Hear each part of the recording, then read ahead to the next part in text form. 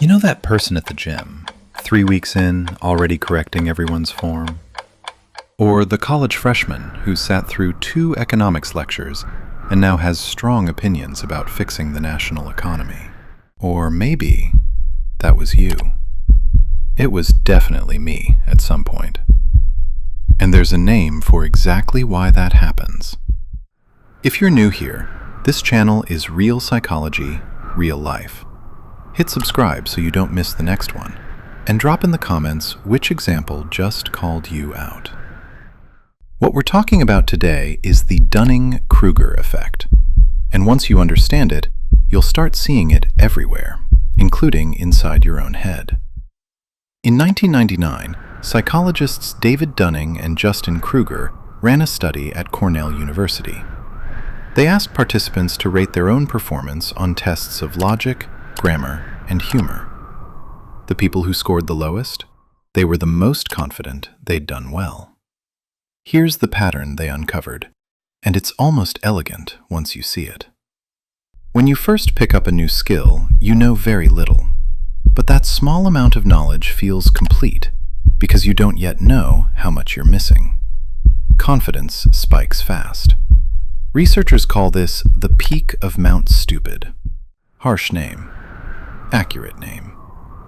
Then, as you actually learn more, you start to see the gaps, the complexity, how much is still out there.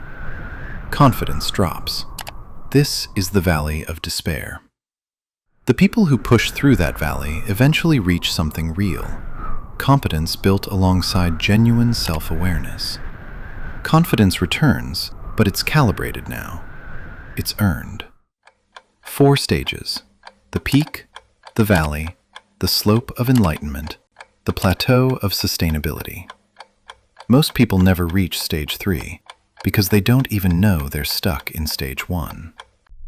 The gym. Someone watches a few YouTube videos, trains for a month, and starts coaching strangers on their deadlift technique. They're sitting right on the peak. A year later, that same person is quieter. They've trained alongside someone genuinely skilled. They've felt how much form, programming, and consistency actually matter. They've entered the valley. And that's not failure. That's growth. College tells the same story. First-year students consistently report higher academic confidence than students in their 3rd or 4th year. Not because they're sharper, but because they haven't yet encountered the real depth of the subject. Investing is where this gets expensive. Someone makes 2 good trades in a rising market and starts explaining macroeconomics in Reddit threads. Then a correction hits. Dunning-Kruger in financial markets doesn't just bruise the ego, it hits the bank account. Here's the actual psychology underneath all of this, and it's not about intelligence. It's about a cognitive skill called metacognition, your brain's ability to accurately evaluate its own thinking. Beginners lack the mental framework to recognize what they're missing. You genuinely cannot see gaps that you don't yet know exist. Experts, by contrast, are acutely aware of complexity, which is actually why they often underestimate their own ability. Dunning captured it precisely. The skills required to produce a correct answer are the exact same skills required to recognize one. If those skills aren't there yet, you can't tell that they're missing. So here's what this means for you practically. The moment a subject starts feeling complicated, when uncertainty creeps in and things stop feeling simple, that is not a sign you're failing. That is a sign you're learning. You've moved past the peak.